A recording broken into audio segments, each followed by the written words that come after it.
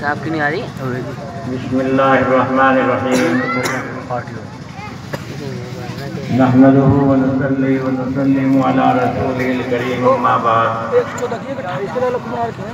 قال النبي صلی اللہ علیہ وسلم كل مولود يولد على الفطرة وأبواه يهودانه أو ينصرانه أو يمجسانه أو كما قال عليه الصلاة والسلام۔ جلسہ آپ کا چل رہا ہے، چلتا رہے گا۔ کچھ دیر کے لیے میں آپ کے سامنے حاضر ہوا ہوں۔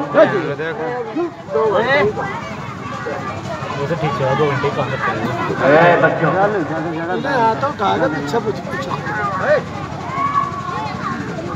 کچھ ایسی باتیں جو عام فہم باتیں ہیں، سب حضرات ان باتوں کو جانتے بھی ہیں، لیکن اسی کا سبق دہرایا جائے تو سبق دہرانے میں وہ باتیں تازہ ہو جاتی ہیں۔ اس لیے یہ سب باتیں اگرچہ آپ حضرات کے علم میں ہیں، روز آپ تقریریں سنتے ہیں، روز وعظ سنتے ہیں، بہت سے حضرات یہ بھی کہیں گے کہ صاحب روز جلسے ہو رہے ہیں، روز علماء آ رہے ہیں۔ بہت سے یہ بھی سوال کریں گے کہ بہت سے مدرسے قائم ہو رہے ہیں، بہت سے مدرسے بن رہے ہیں، لیکن اسی کے بارے میں چند باتیں آپ کے سامنے عرض کر رہا ہوں۔ ہم اور آپ مسلمان ہیں۔ مسلمان کا بچہ پیدا ہوتا ہے تو وہ اس وقت بھی مسلمان ہوتا ہے، اور یہی مسلمان زندگی گزارنے کے بعد جب قبر میں پہنچتا ہے تو اس وقت بھی وہ مسلمان ہوتا ہے، اور مسلمان اسے رہنا چاہیے۔ غرضے کے پیدائش سے لے کر کے قبر تک جانے کا مسلمان کا کوئی وقت ایسا نہیں جس میں اسے اسلام کو یاد نہ کرایا گیا۔ اور چونکہ یہ سب سے بڑی دولت ہے، سب سے بڑی نعمت ہے، دنیا میں لوگ کہیں مال کو دیکھتے ہیں، کہیں دولت کو دیکھتے ہیں، کہیں عہدوں کو دیکھتے ہیں، لیکن یہ تمام کی تمام چیزیں اسی وقت میں یہ نعمت بنتی ہیں جبکہ ہمارے اندر دین، ہمارے اندر اسلام مضبوط ہو۔ ذرا سوچو، ہمارے نبی، ہمارا دین، ہمارا اسلام یہ حکم دیتا ہے بچہ پیدا ہوا تو پیدا ہونے کے بعد اس کے کانوں کے اندر اذان کہہ دو۔ یہ تو ابھی پیدا ہوا ہے، یہ جانتا بھی نہیں اذان کیا ہے۔ اس بچے کو یہ بھی معلوم نہیں ہے کہ تو کہاں آیا ہے، کہاں نہیں آیا۔ اسے یہ بھی تمیز نہیں کون میری ماں ہے اور کون میرا باپ ہے، نہ اسے یہ پتا ہے کہ کون سی چیز مجھے آرام دینے والی ہے اور کون سی چیز مجھے ستانے والی ہے۔ اگر بچے کے آگے آگ آ جائے تو وہ آگ کو پکڑ لے، اور اگر بچے کے سامنے موتی آ جائے تو وہ موتی کو توڑ دے۔ اتنا قابل بچہ جسے کوئی عقل نہیں، جسے کوئی شعور نہیں، لیکن دنیا میں آ گئی اللہ یہ کہتے ہیں کہ اس کے کانوں میں ڈال دو کہ تیرا معبود اللہ ہے، تیرا پیدا کرنے والا اللہ ہے۔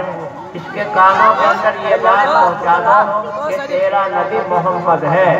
یہ آخر اس کی ضرورت کیا ہے؟ اب یہی بچہ ہے، اب اس کے 15 سال کی عمر تک اگر آپ اسے یہ نہیں بتلاتے کہ تو کہاں پیدا ہوا ہے، تیری ذمہ داری کیا ہے، کیا کیا تیرے اوپر فریضے آئے ہیں، تو آخر اس کا جواب کون دے گا؟ بچہ خود تو نہیں اپنا امام صاحب کو بلا رہے، اپنا عالم صاحب کو بلا رہا۔ یہ ذمہ داری تو ماں باپ کی آتی ہے کہ بچہ پیدا ہوا تو اذان کہلاؤ، پیدا ہونے کے بعد کسی اللہ والے کے پاس جاؤ، کسی بزرگ کے پاس جاؤ اور انہیں یہ کہو کہ اپنے منہ میں کوئی چیز چبا کر کے دے دو تاکہ تمہارے تھوک کا اثر اس بچے کے دماغ میں جائے، اس بچے کے پیٹ میں جائے۔ یہ حکم دیتے ہیں ہمارے اللہ، تاکہ یہ بچہ جو تھوک اس کے پیٹ کے اندر گیا ہے تو وہ اللہ اللہ کے ساتھ میں ملا ہوا ہونا چاہیے۔ اب بچہ تو نہیں کہہ رہا کہ آپ میرے کان، میرے منہ کے اندر کوئی کھجور رکھواؤ، اب یہی بچہ ہے جو اب عمر کو پہنچنا شروع ہوا، 15 سال تک کی اس کی عمر ایسی آتی ہے کہ اللہ نہ اس کے اوپر نماز کا حکم کرتے، نہ اس کے اوپر زکوٰۃ کا حکم کرتے، نہ اس کے اوپر روزے کا حکم کرتے، یہ سب تمہاری دیکھ بھال میں چھوڑ دیے گئے۔ اس زمانے کے اندر اس بچے کو ایسا بناؤ کہ یہ بچہ اللہ اور اس کا رسول کا ہو کر رہ جائے۔ یہ ذمہ داری آتی ہے ماں کی، ذمہ داری آتی ہے باپ کی، کہ بچے کے دماغ کے اندر یہ بٹھا دو کہ دیکھو تم اللہ کے بندے ہو، تمہارا پیدا کرنے والا، تمہارا پالنے والا، تمہارا روزی دینے والا اللہ ہے۔ اگر تم نے ماں باپوں نے اس کام کے اندر غفلت کی، سستی برتی، تو یقیناً ماں باپوں کو اللہ کے یہاں جواب دینا پڑے گا۔ تم نے اس بچے کو اس طریقے سے کیوں نہیں پالا؟ تم نے ایسا کیوں پالا کہ یہ ہمیں بھول گیا؟ ماں باپ اصل پیدا کرنے والے نہیں، اصل پیدا کرنے والا تو اللہ ہے۔ وہ کیسے ہے؟ تم اس ہوا کو دیکھو، زمین کو دیکھو، آسمان کو دیکھو۔ زمین اور آسمان کے اندر تمہارے پانی کے ذرات ملیں گے۔ اس زمین کے اندر تمہاری روزی ہے، یہی روزی تمہاری زمین سے نکلی، آسمانوں کے ہواؤں نے اس روزی کو تیار کیا، اور پھر یہ روزی باپ نے کھائی۔ باپ کی کمر کے اندر پانی کا قطرہ پیدا ہوا جسے نطفہ کہا جاتا ہے، اور اسی سے یہ بچہ تیار ہو گیا۔ کتنی بڑی اس کی قدرت ہے کہ پانی کے قطروں سے وہ ایک انسان کو بنا رہا ہے۔ اب اگر وہ یہ تمہیں کہے کہ میں نے یہ سب نعمتیں تمہیں دی ہیں، اب تم وہ کام کرو کہ تمہارا پیدا ہونے والا بچہ ہمیں جان جائے، تو یہ ناحق تو نہیں، اسے حق پہنچتا ہے۔ وہ اگر یہ کہے کہ دیکھو تمہاری یہ ذمہ داری آتی ہے کہ تم رات بھر پانی میں کھڑے رہو، تو کھڑا ہونا پڑے گا، کیونکہ پیدا کرنے والا تو وہی ہے۔ جب وہی بنانے والا ہے، وہی پیدا کرنے والا ہے، تو اس کے حکم کو تو ماننا پڑے گا۔ تو 15 سال کی عمر تک اگر بچے کو ایسا آپ نے نہیں بنایا کہ وہ اللہ کو جانے، رسول کو جانے، تو قیامت میں جتنے بھی ماں باپ ہیں سب کو اللہ کے یہاں یہ جواب دینا پڑے گا۔ اسی لیے جو مائیں اس فریضے کو جانتی ہیں، جو باپ اس فریضے کو جانتی ہیں کہ ہماری یہ ذمہ داری ہے، وہ اس کا خیال رکھتی ہیں۔ ایک بچہ مدرسے میں جانے لگا، پڑھنے لگا۔ اب ماں بڑی دیندار تھی، ماں کو معلوم تھا کہ مجھے اللہ کے یہاں جواب دینا پڑے گا اگر اس بچے کا ذہن بدل گیا۔ چنانچہ ماں نے عادت بنا لی، بچہ مدرسے میں سے آنے سے پہلے الماری کے اندر وہ روٹی رکھ دیتی۔ بچہ آتا، کہتا امی روٹی، اور امی کیا جواب دیتی؟ بیٹا میں نہیں ہوں روٹی دینے والی، روٹی دینے والا تو وہ اللہ ہے۔ دیکھو اس اللہ نے اس الماری کے اندر تمہاری روٹی رکھ دی ہوگی۔ اب الماری بچہ کھولتا، روٹی مل جاتی۔ حالانکہ یہ روٹی تو ماں نہیں رکھی تھی، لیکن ماں یہ چاہتی تھی کہ بچے کے دماغ میں یہ بات بیٹھے کہ اللہ دینے والا ہے، میں دینے والی نہیں ہوں۔ ایک روز ایسا اتفاق ہوا کہ ماں روٹی رکھنا بھول گئی اور بچے کے آنے کا وقت ہو گیا۔ بڑی فکر مند ہوئی کہ بچے کے آنے کا وقت ہو گیا اور میں نے روٹی رکھی نہیں۔ آج بچہ جب الماری کھولے گا اور اسے روٹی نہیں ملے گی تو اس کے ذہن میں یہ بات آئے گی کہ ہمارا اللہ کبھی روٹی دے دیتا ہے اور کبھی بند کر دیتا ہے، اور یہ بڑا غلط ہوگا۔ اب اس نے مصلی بچھایا، اللہ سے رو رو کر کے دعا مانگی اور کہا کہ اللہ تو تو ایسا ہے کہ بغیر کسی سبب کے، بغیر کسی ذریعے کے بھی تو پیدا کر دیتا ہے۔ آج میری تو لاج رکھ لے، اس بچے کے لیے روٹی کا انتظام کر دے۔ بچے نے روٹی الماری کھولی تو روٹی رکھی ملی۔ تو مائیں جو نیک مائیں ہوتی ہیں وہ اس طریقے سے اپنے بچوں کو پالتی ہیں کہ ہمارا بچہ بنے شروع سے اللہ کا نام لیوا بنے، کوئی اور چیز اس کے دماغ میں نہ آئے۔ ابھی اللہ کا کرم ہوتا ہے کہ اللہ ان کے لیے راستہ کھول دیتے ہیں۔ اب 15 سال کی عمر کے بعد اب خود ذمہ داری آ گئی، اب وہ چیزیں وہ کام کرو جو کہ اللہ کو پسند ہے۔ اس 15 سال کی عمر تک بچے کو سبق پڑھایا گیا، اب اس کے خود یہ یاد ہونا چاہیے، وہ کھیتوں میں نکلے تو اللہ کو جانے، باہر نکلے تو اللہ کو جانے، اس کے سامنے کوئی بھی چیز آ جائے تو وہ جانے کہ میرا دینے والا اللہ ہے۔ اتنا پختہ یقین مسلمان کا ہو جانا چاہیے۔ یہ تو زندگی کے دن گزر گئے۔ ایک وہ مسلمان جو کہ اللہ کے نام کی اتنی مشق کر لیتا ہے، ہو ہی نہیں سکتا کہ جب وہ دنیا سے رخصت ہو تو اس کے دماغ کے اندر اللہ نہ رکھتا ہو، اور جب وہ اسی کا نام لے کر کے دنیا سے جائے گا تو اللہ اتنا محروم نہیں، اللہ ایسا بخیل نہیں کہ وہ اس مسلمان کی محنت کو رکھ لے گا، ضرور اس کے لیے بخششوں کے دروازے کھل جائیں گے۔ اب پھر یہی آتا، یہی مسلمان ہے، اب دنیا سے چلا، کیا حکم دیا گیا؟ جب نہلاؤ غسل دو میت کو تو تخت کے اوپر رکھتے ہوئے کہو بسم اللہ وعلی ملت رسول اللہ، اللہ کا نام لے کر کے اس اپنے بھائی کو غسل کے لیے تختے کے اوپر اتارتے ہیں، اللہ کا نام لے کر کے، رسول کا نام لے کر کے، رسول کے دین کے اوپر اس اپنے بھائی کو رخصت کر رہا ہوں۔ یہ اب ہماری گواہی ہو گئی کہ واقعی یہ اسی دین کا ماننے والا ہے، واقعی اللہ کا بندہ ہے۔ یہ تو ہوا غسل کے وقت میں، اور اس کے بعد میں جب قبر میں اتارا تو کیا کہتے ہو؟ بسم اللہ وعلی ملت رسول اللہ۔ اب بھی یہ کہیے اللہ کا نام لے کر کے میں اپنے بھائی کو لحد میں اتار رہا ہوں، اور اللہ کے دین کے اوپر، رسول کے دین کے اوپر اسے میں رخصت کر رہا ہوں۔ یہ ہماری پوری زندگی کا خلاصہ ہے۔ اس سے معلوم ہوتا ہے کہ یہ مسلمان کسی بھی وقت دین سے دور نہیں ہونا چاہیے۔ اب آپ اپنے بچے کو دین سکھائیے، آپ کا فریضہ ہے، گھر پر سکھاؤ۔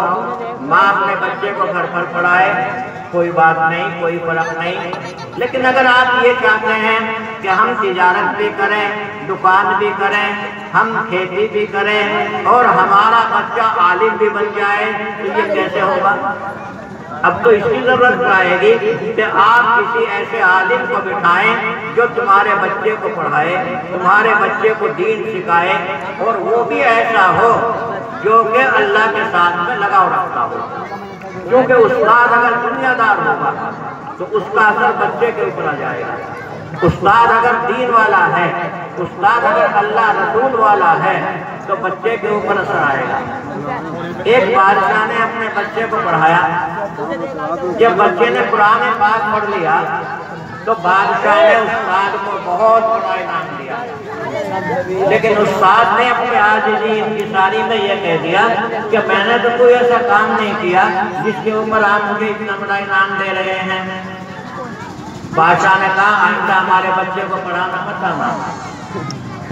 اب استاد کے کان کھڑے ہوئے، میں نے تو اپنی تواضع و عاجزی میں یہ بات کہہ دی تھی، اور اب بادشاہ مجھے یہ کہہ رہا ہے آئندہ بچوں کو پڑھانے مت آنا۔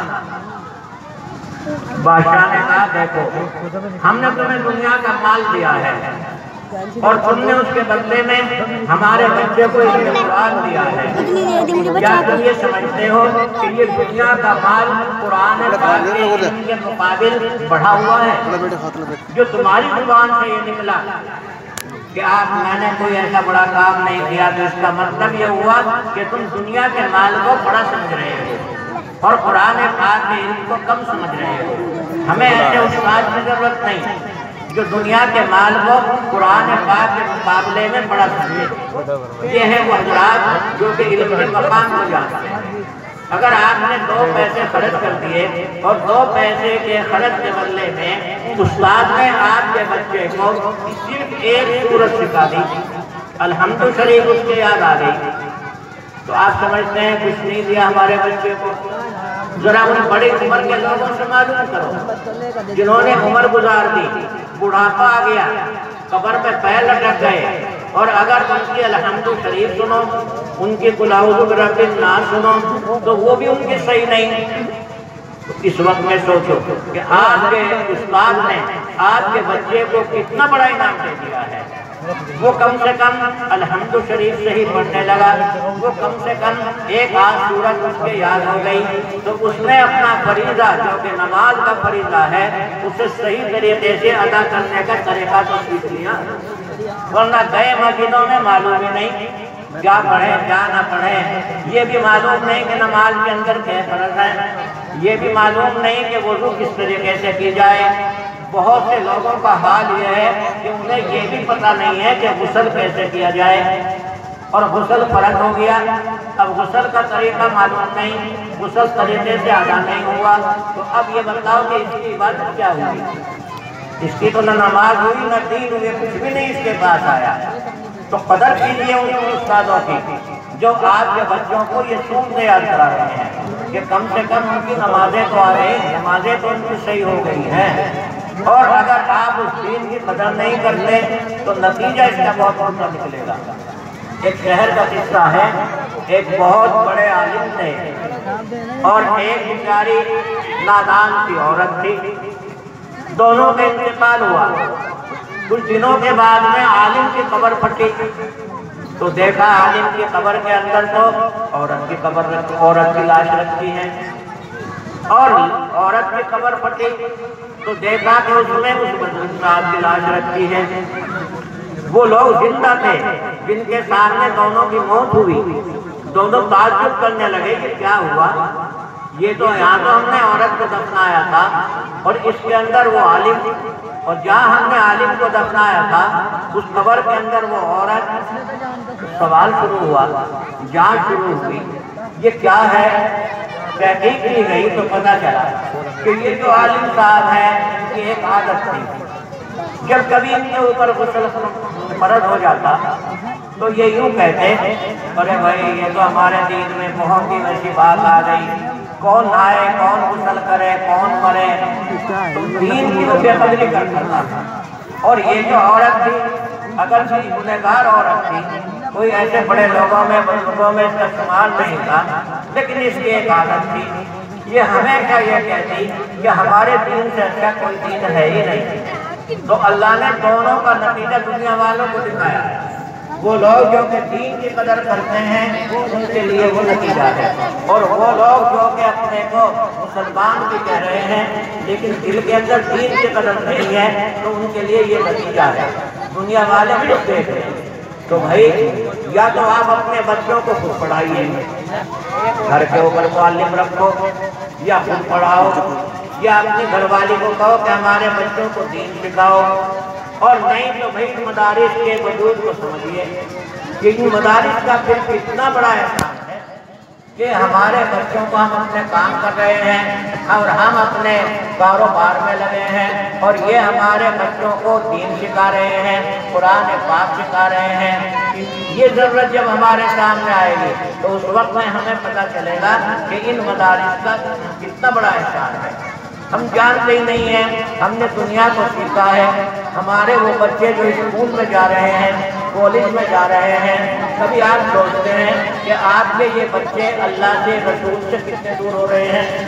کیا یہ ہماری ذمہ داری نہیں آتی کہ ہم گھنٹہ 2 گھنٹہ اس کا مدرسے میں لگائیں کہ اس وقت میں اللہ کو جان جائیں رسول کو جان جائیں، پھر دنیا کا علم بھی لے لیں تو یہ لوگ خرچ نہیں، لیکن دین کو چھوڑ کر کے دنیا کی طرف لوگ جو بھاگ رہے ہیں ان کا بہت بڑا نقصان ہے۔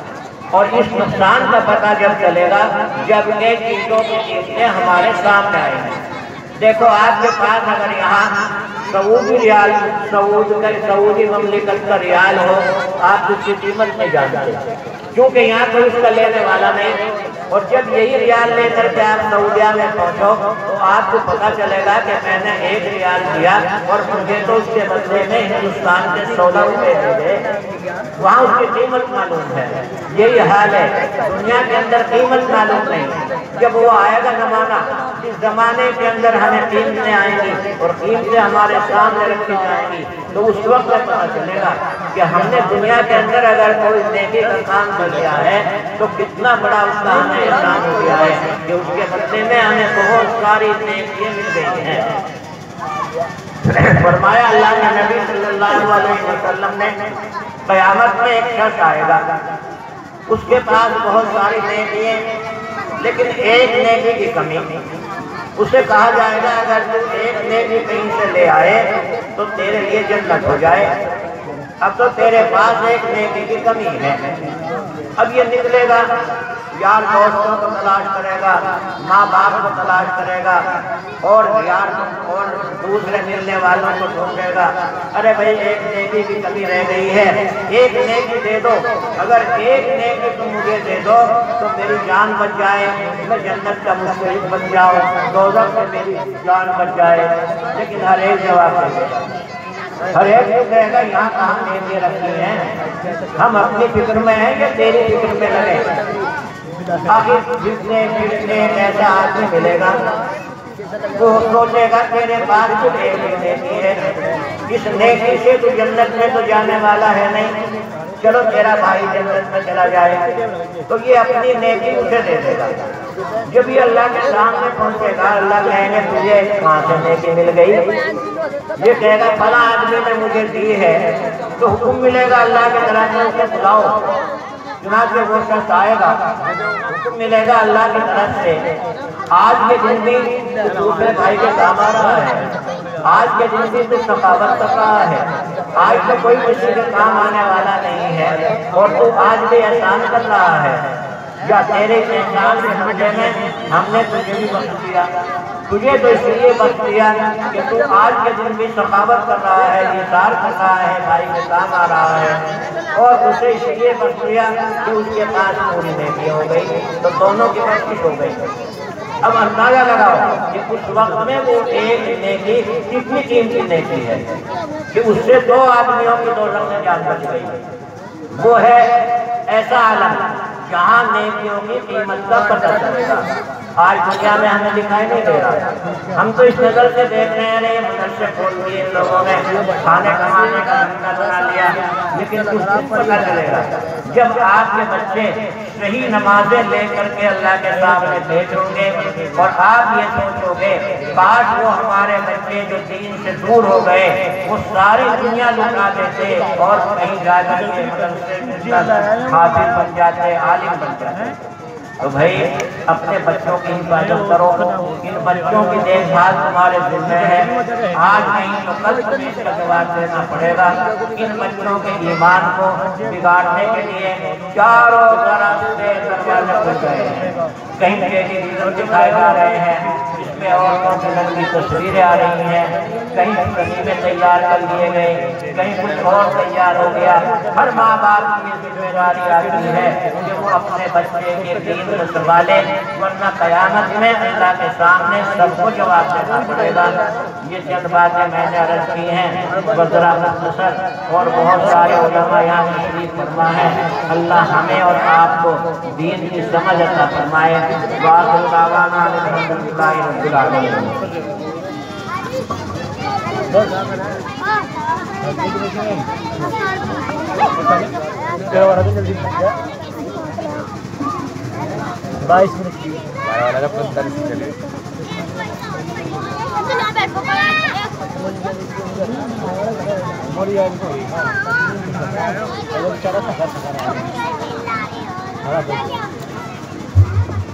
اپنے بندوں کو کبھی کمال لگی